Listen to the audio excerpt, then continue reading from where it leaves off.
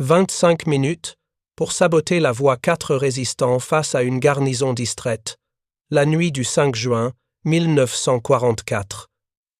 Dans une ferme abandonnée à 12 km au sud-ouest de Caen, 4 hommes écoutent la radio de Londres. La voix du speaker de la BBC traverse la Manche, chargée de messages escodés.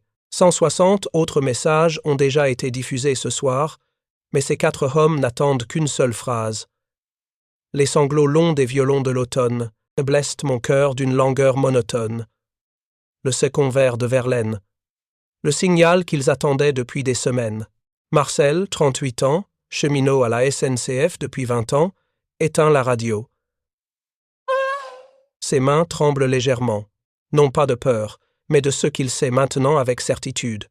Le débarquement allié aura lieu dans les 48 prochaines heures. Et leur mission commence ce soir. Avant de reprendre, dites-nous d'où vous nous regardez, et si cette histoire vous touche, assurez-vous d'être abonné, parce que demain, j'ai préparé quelque chose de vraiment spécial pour vous. Dans le coin de la pièce, 3 autres silhouettes se redressent. Henri, 24 ans, mécanicien de locomotive. André, 42 ans, agriculteur qui connaît chaque sentier, chaque haie, chaque fossé de cette campagne normande. Et Georges, 10 à 9 ans seulement, le plus jeune, employé de gare qui a rejoint la Résistance après avoir vu les Allemands réquisitionner tous les rails de cuivre de sa petite ville pour fondre des douilles. Ils font partie de la Résistance Fer, ce réseau clandestin de cheminots français créé en 1943 sous la direction de Jean-Guy Bernard et Louis Armand. Depuis janvier 1944, après l'arrestation de Bernard par la Gestapo, le réseau opère sous le commandement de Jacques Chaban-Delmas. Ces hommes ne sont pas des soldats, ils n'ont pas été entraînés au combat. Ils sont des ouvriers, des pères de famille, des citoyens ordinaires qui ont décidé que porter l'uniforme de la SNCF sous l'occupation allemande ne suffit plus. Marcel ouvre une valise en carton bouilli posée sur la table. À l'intérieur, enveloppés dans de vieux journaux, se trouvent 2 pains d'explosifs plastiques britanniques. Chaque pain pèse environ 1 kg. Le plastique a cette odeur d'amande caractéristique qui n'appartient qu'aux explosifs modernes. À côté, 2 détonateurs à signaux de brouillard de marque Mika, fournis par le Special Operations Executive britannique. Le SOE a produit environ 48 000 kits de sabotage ferroviaire pour la résistance française. Celui-ci est arrivé il y a 3 semaines, largué par parachute près d'Assé-le-Boine. Le plan est simple en théorie. Terriblement dangereux en pratique. À 5 km au nord, la voie ferrée principale relie Caen à Saint-Lô. C'est l'une des artères vitales du réseau ferroviaire normand. Depuis 1940, cette ligne transporte les blindés allemands, les canons d'artillerie, les munitions, les troupes de renfort. Chaque jour, 8 à 12 convois militaires empruntent cette voie. Si le débarquement allié a lieu demain ou après-demain, les Allemands voudront envoyer des renforts vers les plages. Cette ligne doit être coupée, pas endommagée. Coupée. Marcel connaît les statistiques. Entre juin 1943 et mai 1944, la résistance française a endommagé 1822 trains, détruit 200 wagons de voyageurs, endommagé environ 1500 autres, détruit environ 2500 wagons de marchandises, endommagé environ 8000 wagons de marchandises. Mais ce soir, les enjeux sont différents.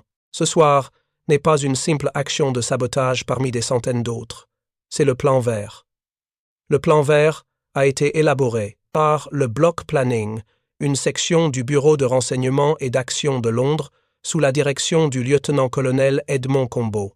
Approuvé par le général Pierre Koenig, chef d'état-major des forces françaises de l'intérieur, par le SOE britannique et par l'état-major allié. L'objectif, paralyser l'ensemble du réseau ferroviaire français pour empêcher les Allemands d'acheminer rapidement des renforts vers le front qui vient de s'ouvrir. Cette nuit, partout en France, des centaines d'équipes comme celle de Marcel recevront le même message codé, et dans les 24 heures suivant le débarquement, la quasi-totalité des coupures de voies ferrées prévues sera réalisée. Mais Marcel ne pense pas aux statistiques nationales, il pense à ces 5 kilomètres de voies, à cette section de rail, à ces 25 minutes qu'ils auront pour placer les explosifs et partir avant que la patrouille allemande ne revienne. Henri déploie une carte dessinée à la main sur la table. Chaque détail a été observé, mémorisé, transcrit au cours des 3 dernières semaines. La voie ferrée traverse une petite vallée à cet endroit. De chaque côté, des haies bocagères épaisses offrent une couverture. À 800 mètres à l'ouest, une garnison allemande occupe un ancien moulin réquisitionné, 23 soldats. Une patrouille de 4 hommes inspecte la voie toutes les 2 heures. La dernière patrouille est passée à 20h30. La prochaine passera vers 22h30. 2 heures. Ils ont 2 heures. Mais il leur faudra 30 minutes pour atteindre le point de sabotage en évitant les routes principales. 25 minutes pour placer les charges. 30 minutes pour revenir. Et une marge de sécurité de 5 minutes. Tout est calculé au plus près. André vérifie son sac. À l'intérieur, une petite pelle pliante, une lampe torche enveloppée de tissu rouge pour réduire la luminosité, 2 paquets de cigarettes gauloises et un couteau de poche. Pas d'armes. C'est une règle qu'ils se sont imposée. Si les Allemands les surprennent armés pendant un sabotage, c'est l'exécution immédiate. S'ils sont pris sans armes, ils peuvent toujours prétendre être de simples ouvriers effectuant une réparation nocturne. Une histoire peu crédible, certes, mais qui pourrait leur faire gagner quelques heures peut être éviter la torture immédiate. Georges, le plus jeune, semble plus nerveux que les autres. C'est sa première opération de sabotage. Jusqu'à présent, il a seulement transmis des informations, observé les mouvements de train, noté les horaires. Ce soir, il va poser des explosifs sur une voie ferrée protégée par l'armée allemande. « Tu as peur ?» demande Marcel sans jugement dans la voix. « Oui », répond Georges simplement. « C'est bien, la peur te gardera prudent. Ce sont les hommes sans peur qui font des erreurs. » Marcel connaît les statistiques que Georges ignore. Entre 1940 et 1944, environ 150 agents de résistance fer ont été fusillés. Environ 500 ont été déportés et environ la moitié sont morts sans déportation. Les Allemands ne font pas de prisonniers quand il s'agit de sabotage ferroviaire. Ils considèrent que ces actes relèvent du terrorisme, pas de la guerre, pas de procès, pas d'interrogatoire prolongé, juste un poteau d'exécution dans une cour de caserne. Mais Marcel connaît aussi d'autres chiffres. Entre janvier et juin 1943, il y a eu 130 actes de sabotage contre les lignes de chemin de fer chaque mois. En septembre 1943, ce nombre est passé à 530. En avril et mai 1944, la résistance a détruit 1800 locomotives. Quand on ajoute ce chiffre aux 2400 détruites par les bombardiers alliés, on comprend pourquoi les Allemands ont tant de difficultés à transporter du matériel à travers la France. L'analyse d'après-guerre montrera que les 150 actes de sabotage les plus réussis contre les usines en France entre 1943 et 1944 ont utilisé seulement 1360 kg d'explosifs, soit l'équivalent de la charge de bombe d'un seul avion Mosquito. Le sabotage de précision, le sabotage intelligent, vaut plus que 1000 tonnes de bombes larguées aveuglément. 20 et 1h45. Marcel range les explosifs dans un sac de toile. Henri prend les détonateurs. André vérifie une dernière fois la carte. Georges éteint la lampe à pétrole. Dans l'obscurité complète de la ferme abandonnée, les 4 hommes écoutent. Aucun bruit de moteur, aucun aboiement de chien, seulement le vent dans les arbres et le lointain grondement de l'artillerie alliée qui bombarde les positions côtières allemandes. Ils sortent un par un, séparés de 30 secondes. C'est une autre règle, ne jamais se déplacer en groupe. 4 hommes marchant ensemble dans la campagne normande à 22 heures attireraient l'attention. 4 hommes séparés par 100 mètres peuvent prétendre rentrer individuellement de leur travail. Marcel ouvre la marche. Il connaît ce chemin par cœur. Il a grandi dans cette région. Enfant, il jouait dans ces champs.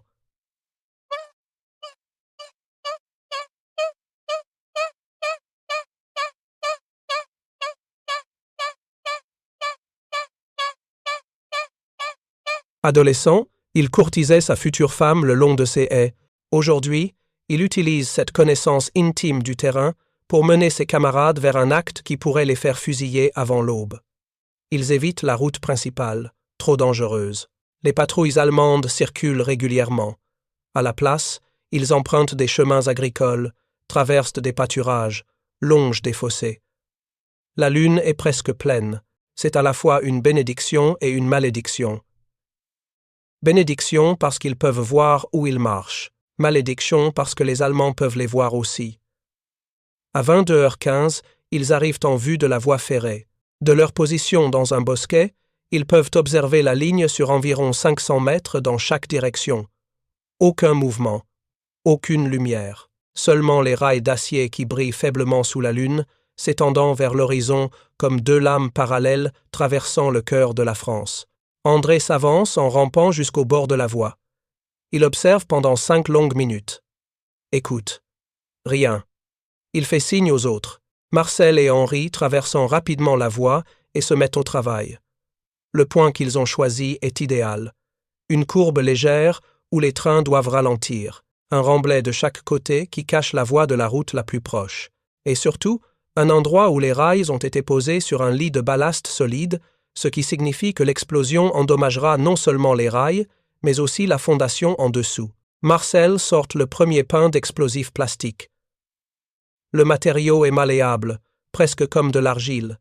Il le presse contre le rail, exactement sous le champignon, la partie supérieure sur laquelle roulent les roues. Henri installe le deuxième pain de l'autre côté, sur le rail opposé.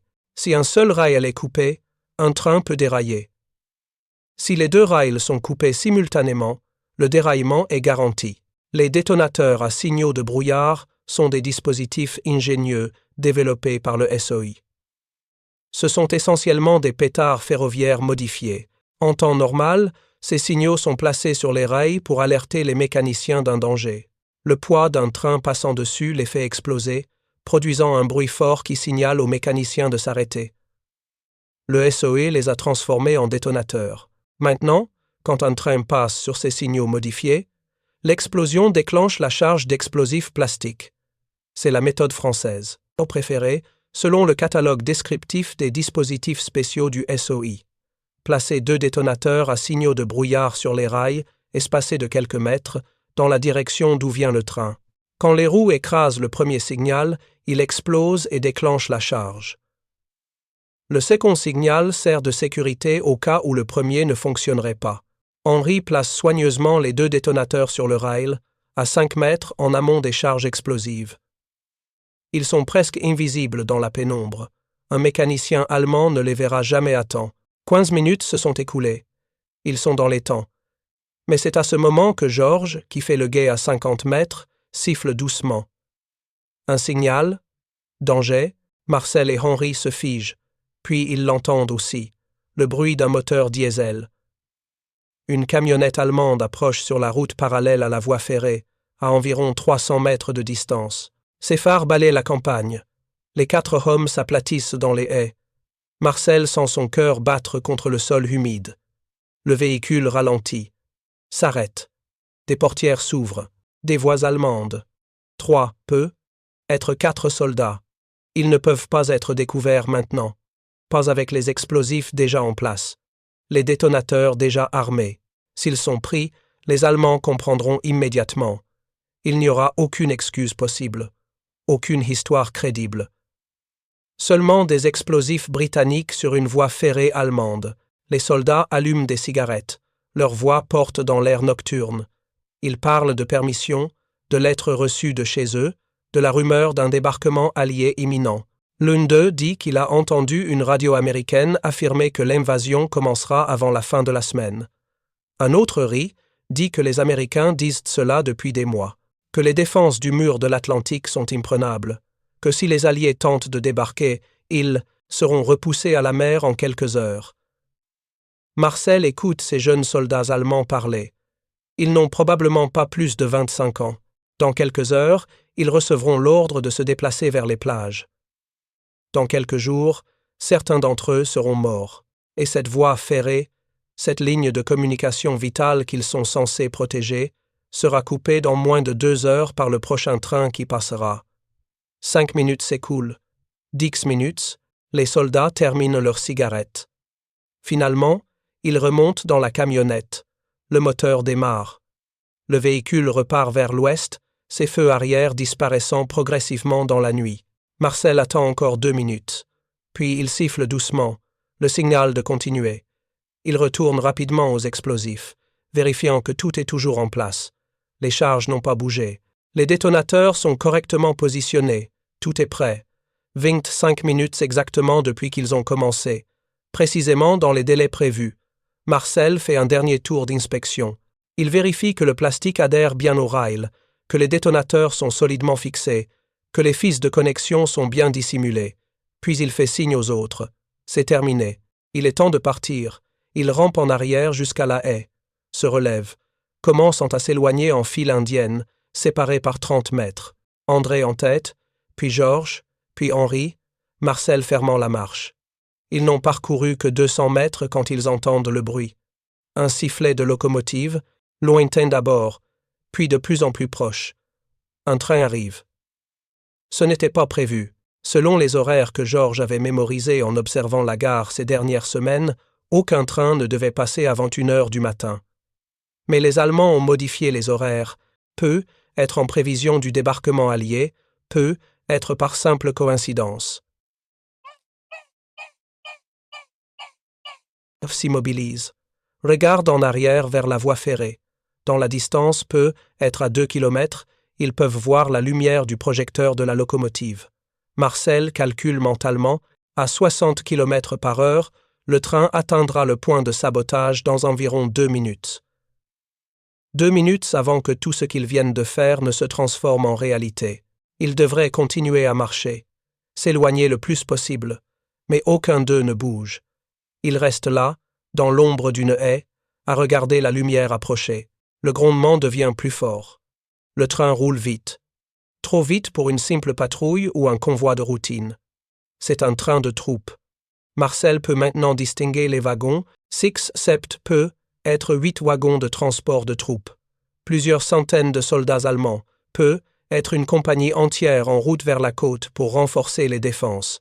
La locomotive entre dans la courbe. Le mécanicien ne voit rien d'anormal. Comment le pourrait-il? Dans l'obscurité, à cette vitesse, les petits détonateurs sur les rails sont invisibles, les roues avant de la locomotive écrasant le premier détonateur. L'explosion est plus forte que Marcel ne l'avait imaginé. Un éclair orange illumine brièvement toute la vallée. Le bruit roule comme le tonnerre à travers la campagne. Les charges d'explosifs plastiques détonnant simultanément, vaporisant les rails sur une longueur d'environ 3 mètres. La locomotive, roulant à pleine vitesse, n'a aucune chance de s'arrêter. Les roues avant perdent contact avec les rails. Le nez de la locomotive plonge dans le ballast. Le reste de la machine suit, s'écrasant sur le côté dans un hurlement de métal tordu et de vapeur s'échappant. Les wagons derrière ne peuvent pas s'arrêter. Le premier wagon percute l'arrière de la locomotive. Le second wagon percute le premier. Le troisième se renverse sur le côté. C'est un déraillement en cascade, chaque wagon ajoutant sa masse et sa vitesse à la destruction. Le silence qui suit est presque aussi impressionnant que le fracas. Puis les cris commencent. Des soldats allemands blessés, piégés dans les wagons renversés, des officiers qui hurlent des ordres, des sifflets d'alarme, le crépitement d'un incendie qui commence quelque part dans les débris. Les 4 hommes de la résistance ne disent rien. Ils regardent la fumée s'élever dans le ciel nocturne, illuminé par la lune et les flammes. Marcel pense aux statistiques qu'il connaît, aux 1822 trains endommagés, aux 800 locomotives détruites dans les 24 heures suivant le débarquement. Ce train vient de s'ajouter aux statistiques, mais il pense aussi aux hommes dans ces wagons. Des soldats, certes, des envahisseurs, certes, mais aussi des fils, des frères, des pères, des hommes qui mourront peu, être cette nuit à cause de ce qu'il vient de faire. Nous devons partir, dit André calmement. La garnison aura entendu l'explosion. Ils vont envoyer tout le monde. Il a raison. Déjà, Marcel peut entendre le bruit de moteur démarrant au loin. Des camions qui sortent de la garnison. Dans quelques minutes, toute la zone sera bouclée. Ils se mettent à courir, non plus séparés, non plus en file indienne. Ils courent ensemble à travers les champs, sautent par-dessus les fossés, se frayent un chemin à travers les haies. Derrière eux, la colonne de fumée continue de s'élever, visible à des kilomètres à la ronde. À 23h30, ils atteignent la ferme abandonnée. André enterre immédiatement les outils dans un champ voisin. Henri brûle la carte et les notes dans la cheminée. Georges vérifie qu'aucune trace de leur présence ne subsiste. Marcel reste à la fenêtre, observant la route, guettant les phares de véhicules allemands. Mais aucun véhicule ne vient. Les Allemands concentrent toutes leurs ressources sur le déraillement, sur le sauvetage des blessés, sur la sécurisation du site, sur la restauration de la voie. Cette voie ne sera pas réparée avant plusieurs jours, et pendant ces jours, aucun train de renforts allemands ne pourra emprunter cette ligne pour se rendre aux plages de Normandie. À minuit, la radio de Londres diffuse d'autres messages codés. Partout en France, d'autres équipes de résistants entendent les mêmes signaux. D'autres sabotages sont mis en œuvre, d'autres voies sont coupées, d'autres trains déraillent. Dans les 24 heures suivant le débarquement, 486 coupures de voies ferrées seront réalisées en France. Le 7 juin 1944, au lendemain du jour J, la Wehrmacht se plaindra que les lignes ferroviaires principales entre Avranches et Saint-Lô, entre Cherbourg et Saint-Lô et entre Caen et Saint-Lô sont hors service. 820 locomotives seront endommagées. Aucun train n'effectuera un long trajet sans subir une ou plusieurs interruptions. Préparer et raconter cette histoire nous a pris beaucoup de temps. Alors, si vous l'appréciez, abonnez-vous à notre chaîne, cela compte énormément pour nous. Maintenant, retournons à l'histoire. Et 4 hommes, 4 cheminots ordinaires qui n'auraient jamais dû devenir des saboteurs, retournent silencieusement à leur vie d'apparence normale. Marcel reprendra son poste à la gare de Caen dans quelques jours, réparant les dommages causés par les bombardements alliés sous le regard suspicieux des officiers allemands. Henri continuera à conduire ses locomotives, transmettant discrètement des informations sur les mouvements de troupes. André retournera à sa ferme, où il cachera des parachutistes alliés perdus. Georges, le plus jeune, participera à 6 autres opérations de sabotage avant d'être arrêté en août 1944 et exécuté 3 jours avant la libération de Caen. Mais cette nuit du 5 juin 1944, ils ne savent rien de ce qui va suivre. Ils savent seulement qu'ils ont accompli leur mission, qu'une voie ferrée est coupée, qu'un train de renforts allemands ne rejoindra pas les défenses côtières, et que leur petite contribution, multipliée par des centaines d'autres actions similaires à travers la France, changera peu, être l'issue de la guerre. À 1 heure du matin, Marcel sort de la ferme et regarde vers le nord. Au loin, très loin, il peut voir des lueurs sur l'horizon, des éclairs silencieux, l'artillerie navale alliée qui bombarde les plages. Le débarquement a commencé. Il pense à sa femme et à ses 2 enfants cachés chez sa belle-sœur à la campagne. Il pense aux 150 agents de résistance fer qui ont été fusillés, aux 500 qui ont été déportés. Il pense à tous ceux qui ne verront jamais la France libérée, puis il pense à ce train déraillé, à ces rails coupés, à ces 25 minutes qui ont peu être sauvées des centaines de vies alliées, à ces 4 hommes ordinaires qui ont fait ce qu'ils devaient faire. Et pour la première fois depuis 4 années d'occupation, Marcel Dubois, cheminot de la SNCF, membre de la résistance fer, se permet d'espérer. L'aube du 6 juin 1944 se lève sur une France en feu. Depuis les côtes normandes jusqu'aux vallées du Sud, le réseau ferroviaire français se désintègre sous les coups coordonnés de milliers de résistants. Ce que Marcel et ses 3 camarades ont accompli cette nuit n'est qu'une goutte dans un océan d'actes de sabotage simultanés. Mais chaque goutte compte, chaque rail coupé, chaque train déraillé, chaque heure de retard imposée aux renforts allemands. À Caen, dans les bureaux de la Feldkommandantur, les officiers allemands reçoivent rapport après rapport. Les lignes téléphoniques ont été coupées par centaines dans le cadre du plan violet. Les lignes électriques sont tombées sous les charges explosives du plan bleu. Et maintenant, les voies ferrées. Partout les voies ferrées. Le major Ernst Weber, responsable de la sécurité ferroviaire pour le secteur de Normandie, regarde la carte déployée sur son bureau avec une incrédulité croissante. Des croix rouges marquent chaque sabotage signalé. Il y en a des dizaines. Non, des centaines. Entre Avranches et Saint-Lô, 3 coupures majeures. Entre Cherbourg et Saint-Lô, 5 coupures.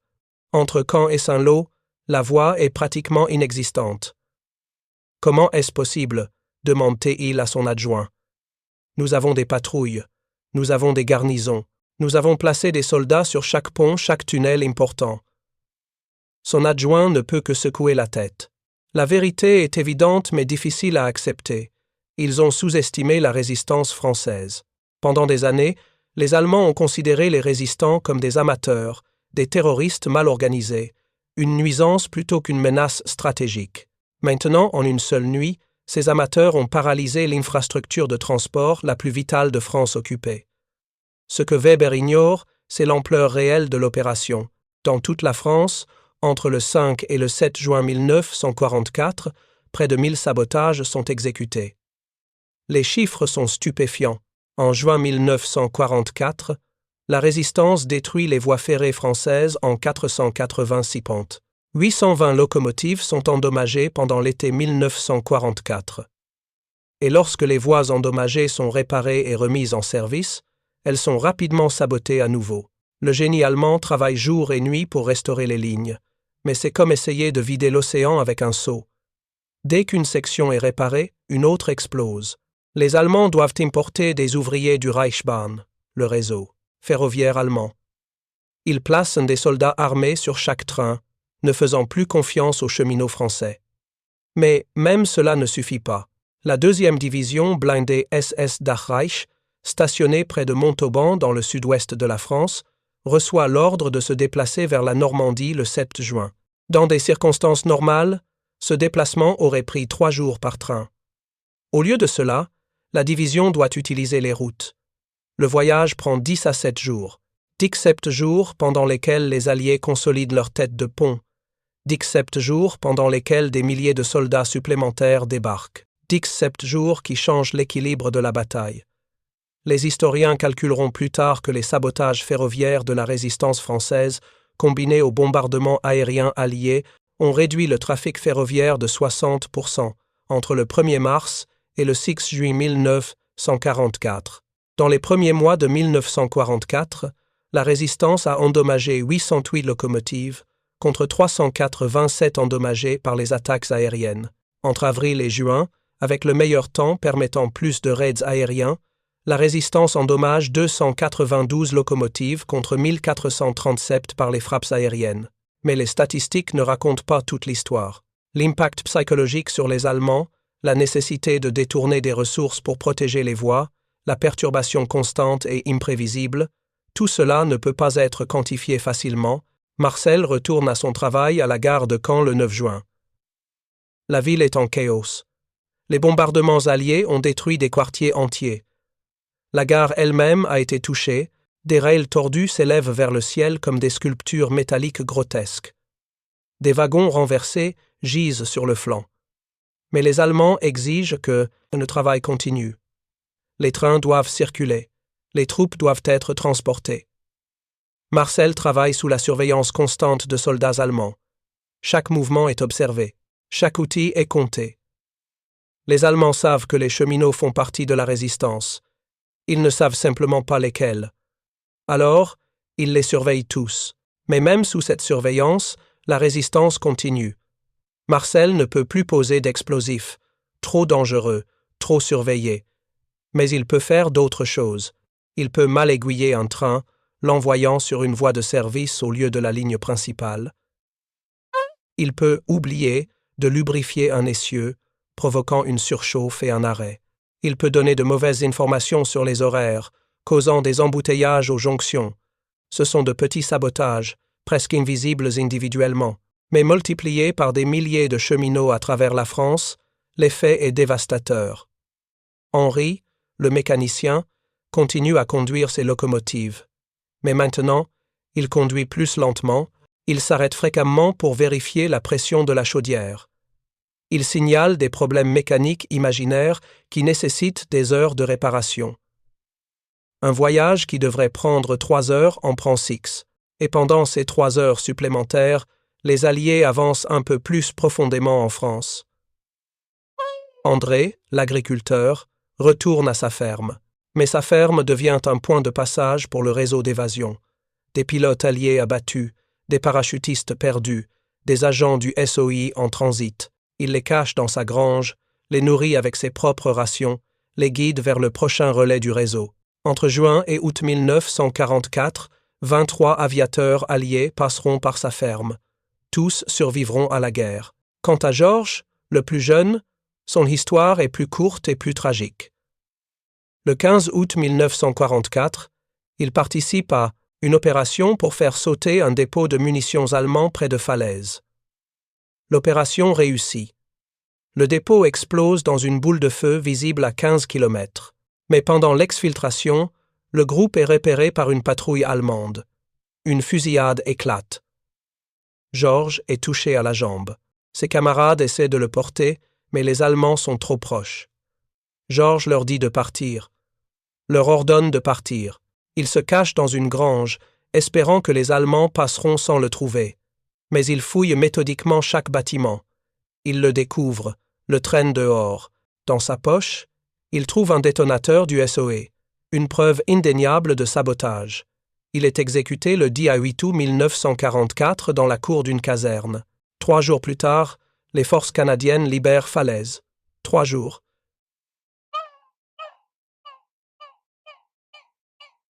Mais l'histoire de la guerre est remplie de ces si seulement.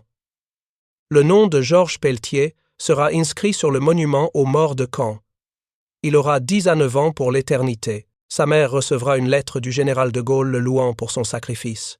Elle encadrera cette lettre et la mettra sur le mur de sa cuisine, où elle restera pendant les 43 années qui lui restent à vivre. En septembre 1944, la majeure partie de la France est libérée. Les trains commencent lentement à circuler à nouveau, maintenant sous contrôle allié. Marcel reprend son travail, cette fois sans surveillance allemande. Les rails sont réparés, les gares sont reconstruites.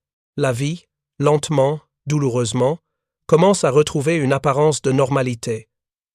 Mais les cicatrices restent.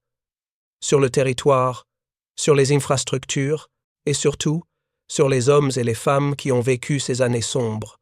Marcel ne parle jamais de cette nuit du 5 juin, pas à sa femme, pas à ses enfants. Pendant 50 ans, il gardera le silence sur ce qu'il a fait pendant la guerre. Ce n'est que dans les années 1990, alors qu'il a plus de 80 ans, qu'il accepte enfin de donner un témoignage pour les archives historiques. Dans cet enregistrement, sa voix tremblante de vieillard, il raconte ses 25 minutes. Il décrit le poids de l'explosif plastique dans ses mains, l'odeur d'amande, le bruit du train qui approche, l'explosion, les cris. Et puis il dit quelque chose que l'historien qui l'interviewe n'oubliera jamais. Nous n'étions pas des héros, nous étions juste des hommes ordinaires qui ne pouvaient plus accepter l'inacceptable. Nous avions peur chaque instant. Mais nous avons fait ce qui devait être fait, et j'espère vraiment que nos enfants et petits-enfants ne seront jamais confrontés au choix que nous avons dû faire. L'héritage de ces 4 hommes et des centaines d'autres équipes comme la leur ne peut pas être mesuré uniquement en train déraillé ou en rails coupés. Leur véritable héritage est dans la démonstration que des citoyens ordinaires peuvent résister à la tyrannie. Que des cheminots, des fermiers, des employés de gare peuvent tenir tête à une machine militaire. Que le courage n'appartient pas uniquement aux soldats en uniforme. Aujourd'hui, une petite plaque commémorative se trouve près de l'endroit où ce train a déraillé dans la nuit du 5 juin 1944. La plupart des gens passent devant sans la remarquer, mais pour ceux qui s'arrêtent pour lire, les mots sont simples. Ici, des hommes libres ont défié l'occupation. Leur courage a contribué à la libération de la France. 4 hommes, 25 minutes, une voix ferrée coupée, et un petit morceau de l'histoire qui a contribué à changer le cours de la Seconde Guerre mondiale. Les semaines qui suivent le débarquement révèlent l'ampleur véritable de ce qui s'est accompli, cette nuit-là. Dans les archives de la Wehrmacht, les rapports s'accumulent avec une monotonie désespérée. Ligne Paris-Cherbourg, coupée en 10 à 7 points. Ligne Lyon-Dijon, impraticable. Ligne Bordeaux-Nantes, sabotage majeur. Réparations nécessitant 4 jours minimum. Le général Erwin Rommel, commandant du groupe d'armée B responsable de la défense de la France du Nord, écrit dans son journal personnel le 9 juin 1944. Le mouvement des troupes par rail est devenu pratiquement impossible. Ce que les bombardements aériens n'ont pas réussi à accomplir, les saboteurs français l'ont fait. Nous combattons non seulement les Alliés devant nous, mais un ennemi invisible derrière chaque gare, chaque aiguillage, chaque tunnel. Cette reconnaissance venant d'un des plus brillants stratèges allemands souligne une vérité fondamentale. La résistance française a réussi là où même la puissance aérienne alliée massive avait des limites. Les bombardiers pouvaient détruire des gares, des ponts, des dépôts.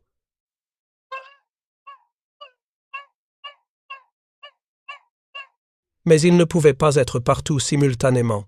Ils ne connaissaient pas les petites vulnérabilités, les points faibles cachés du réseau. Les résistants, eux, connaissaient chaque centimètre de ces voies. Ils savaient où frapper pour causer le maximum de perturbations avec le minimum de matériel. L'analyse stratégique d'après-guerre montre que le retard imposé aux divisions allemandes a eu des conséquences incalculables.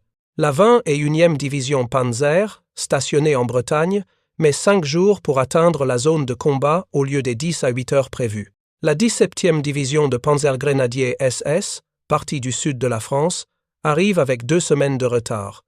Pendant ce temps, les Alliés débarquent 326 000 hommes, 54 000 véhicules et 104 000 tonnes de matériel. Mais derrière ces chiffres abstraits cachent des histoires humaines. Des soldats américains qui ont survécu parce qu'une division blindée allemande n'est pas arrivée à temps. Des pilotes britanniques dont les positions ont été repérées par des résistants français. Des parachutistes canadiens cachés dans des fermes, soignés par des familles qui risquaient l'exécution pour cet acte de compassion. Marcel Dubois ne connaîtra jamais l'impact complet de son action. Il ne saura jamais que le train qu'il a fait dérailler transportait des éléments de la 352e division d'infanterie. L'une des unités allemandes les plus redoutables, composée de vétérans du front russe. Il ne saura jamais que le retard de cette unité a permis à la 4e division d'infanterie américaine de consolider sa position à Utah Beach. Il ne saura jamais combien de vies américaines ont été sauvées parce qu'il a pressé 1 kilogramme d'explosifs plastiques contre un rail d'acier. C'est peu, être mieux ainsi. Le poids de cette connaissance aurait été trop lourd. Car Marcel porte déjà le poids des hommes morts dans ce déraillement. Des soldats allemands, certes, mais des hommes néanmoins. Des jeunes de 20 ans, appelés sous les drapeaux, qui n'avaient peu, être jamais voulu cette guerre. Dans ses cauchemars, pendant des décennies, il entendra leurs cris dans la nuit normande. Henry, le mécanicien, continue à conduire des trains jusqu'à sa retraite en 1968. Mais il ne conduit plus jamais sans penser à cette nuit. Chaque fois qu'il approche d'une courbe, chaque fois qu'il voit un signal de brouillard sur les rails, son cœur se serre. Il vérifie obsessionnellement les freins, la pression, la vitesse. Ses collègues le trouvent trop prudent, presque paranoïaque. Ils ne savent pas pourquoi. Ils ne peuvent pas comprendre qu'il a vu ce qu'un rail brisé peut faire à un train lancé à pleine vitesse. André survit à la guerre et à la libération. Une ferme devient un lieu de pèlerinage discret pour les aviateurs qu'il a sauvés. Dans les années 1950 et 60, des lettres arrivent d'Amérique, d'Angleterre, d'Australie, des hommes qui écrivent pour dire « merci », qui envoient des photos de leurs enfants, qui expliquent que sans cette nuit dans une grange normande, cachée sous le foin pendant qu'une patrouille allemande fouillait la cour, ils ne seraient pas là pour voir leurs petits-enfants naître. André garde toutes ces lettres dans une boîte en métal. Il ne les montre à personne, même pas à sa femme. Mais parfois, tard le soir, il les relit. Et il pense à Georges, le jeune homme qui n'a jamais eu la chance de recevoir de telles lettres, qui n'a jamais vu la paix qu'il a contribué à créer. Le sacrifice de Georges Pelletier n'est pas unique. Sur les 150 agents de résistance fer fusillés pendant l'occupation, la majorité avait moins de 30 ans. Sur les 500 déportés, dont environ 250 sont morts dans les camps, beaucoup étaient des pères de famille, des hommes avec des responsabilités, qui ont choisi de risquer tout ce qu'ils avaient pour une France libre. Leurs noms sont gravés sur des monuments dans les gares à travers la France. À la gare de Caen, une plaque honore les cheminots morts pour la résistance. Parmi eux, Georges Pelletier, 10 à 9 ans, exécuté le 10 à 8 août 1944. À la gare de Lyon, à Paris, un mémorial plus grand liste des centaines de noms. À la gare de Marseille, une autre plaque, à Toulouse, à Bordeaux, à Lille, dans toute la France, ces mémoriaux silencieux témoignent d'un courage ordinaire face à un mal extraordinaire. Le 10 à 7 mai 1945, le général Charles de Gaulle rend hommage à la résistance fer. Les cheminots et cheminotes de la résistance fer ont combattu, sans tenir compte des risques, pendant toute l'occupation avec Trend. Persévérance, courage et discipline pour la France et la liberté. Ces mots, gravés dans le marbre, ne peuvent pas capturer entièrement ce que ces hommes et femmes ont enduré. Les nuits blanches, la peur constante. Le poids de garder des secrets qui, révélés, signifierait la mort pour des dizaines de camarades. L'histoire officielle de la résistance française a parfois été simplifiée, romantisée. Les films montrent des héros sans peur, des saboteurs audacieux qui opèrent avec une précision militaire. La réalité était bien différente. La réalité était 4 hommes tremblants dans une ferme abandonnée, écoutant une radio, sachant que dans quelques heures ils pourraient être morts. La réalité était des mains qui tremblaient en plaçant des explosifs. La réalité était la terreur paralysante quand une patrouille allemande s'arrêtait à 300 mètres de votre position. Mais c'est précisément cette réalité qui rend leur courage plus remarquable. Ils n'étaient pas des super-soldats. Ils n'avaient pas d'entraînement d'élite. Ils étaient des citoyens ordinaires qui ont fait des choses extraordinaires parce que l'alternative, l'acceptation passive de l'occupation, était moralement intolérable. Dans les décennies qui ont suivi la guerre, les historiens ont débattu de l'efficacité réelle de la résistance française. Certains ont minimisé son impact, arguant que la victoire alliée était assurée par la supériorité industrielle et militaire, que les sabotages n'étaient que des piqûres d'épingle. D'autres ont exagéré son rôle, créant un mythe d'une France unanimement résistante. La vérité, comme toujours, se trouve quelque part entre les deux.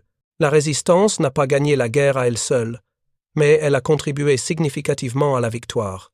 Les chiffres sont clairs. 486 coupures de voies ferrées en juin 1944. 820 locomotives endommagées. Des milliers d'heures de retard imposées aux mouvements allemands. Ces chiffres se traduisent en vies sauvées, en positions tenues, en batailles gagnées. Plus important encore, la résistance a préservé l'honneur national français. Après la défaite humiliante de 1940, après la collaboration du régime de Vichy, la résistance a montré qu'une autre France existait.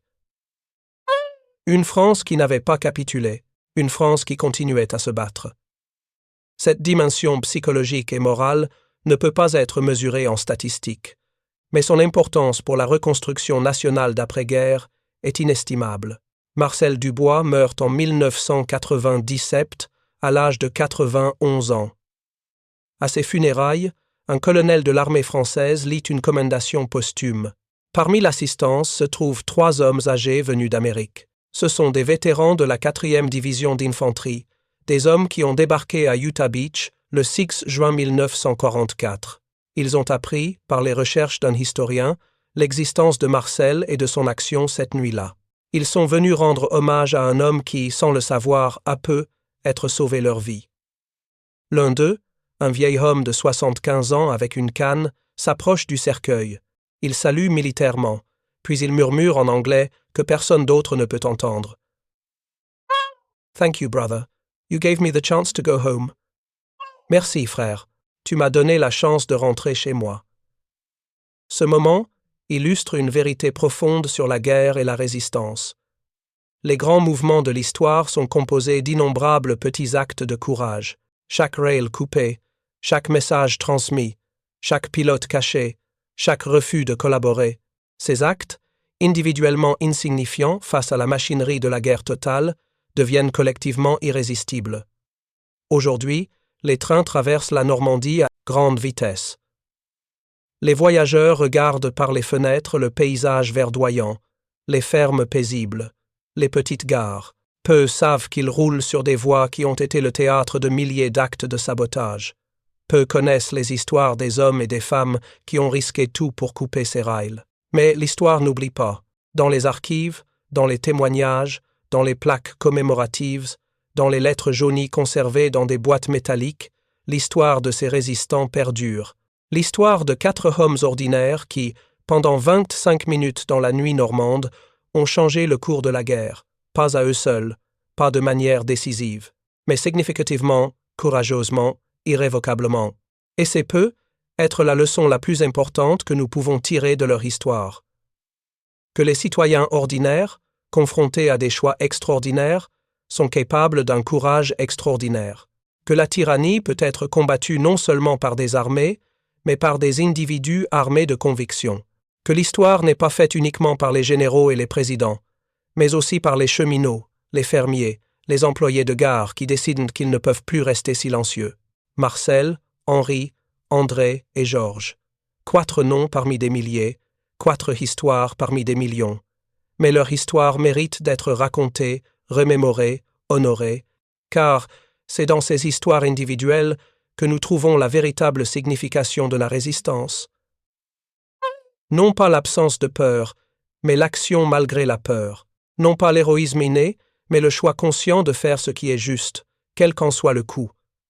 Les rails sont silencieux maintenant, les trains passent, la vie continue. Mais si vous écoutez attentivement, dans le cliquetis des roues sur l'acier, vous pourriez entendre l'écho de cette nuit lointaine, l'écho d'une explosion, l'écho du courage, l'écho de 4 hommes qui ont refusé d'accepter l'inacceptable. Ensuite, 2 autres histoires exceptionnelles vous attendent à l'écran. Si celle-ci vous a touché, vous ne voudrez pas manquer les suivantes. Cliquez et allez les découvrir. Et n'oubliez pas de vous abonner et d'activer la cloche de notification pour ne rater aucune de nos prochaines vidéos.